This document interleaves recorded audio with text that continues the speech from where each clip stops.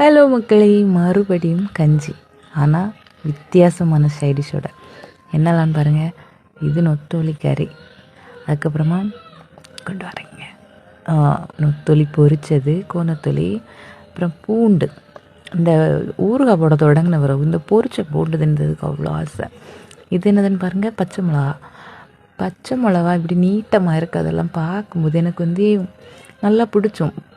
பச்சை மிளகா அப்படியே என்னமோ எனக்கு ரொம்ப பிடிச்ச ஒரு வெஜிடபிள்ஸ்னால் பச்சை மிளகான்னு சொல்லலாம். ஆனால் சாப்பிட்டதில்லை.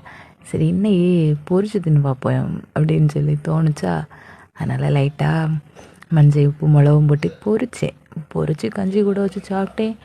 டேஸ்ட்டு வேறு லெவலு. அதோட அதையும் எடுத்து வச்சுட்டு சின்ன உள்ளி, எங்கள் அம்மா ரசத்துக்கு வெட்டி வச்சுருந்த சின்ன உள்ளி, அதில் போட்டிருந்த பூண்டையும் சேர்த்து தான் எடுத்து பொரித்து தின்னேன். எப்படியோ டேஸ்ட்டு நல்லா இருந்துச்சு. நீங்கள் பச்சை மிளகா பொரித்து சாப்பிட்ருக்கீரான்னு சொல்லி கமெண்ட் பண்ணுங்கள் சரியா? இல்லைன்னா ட்ரை பண்ணுங்கள், நல்லா இருக்கு.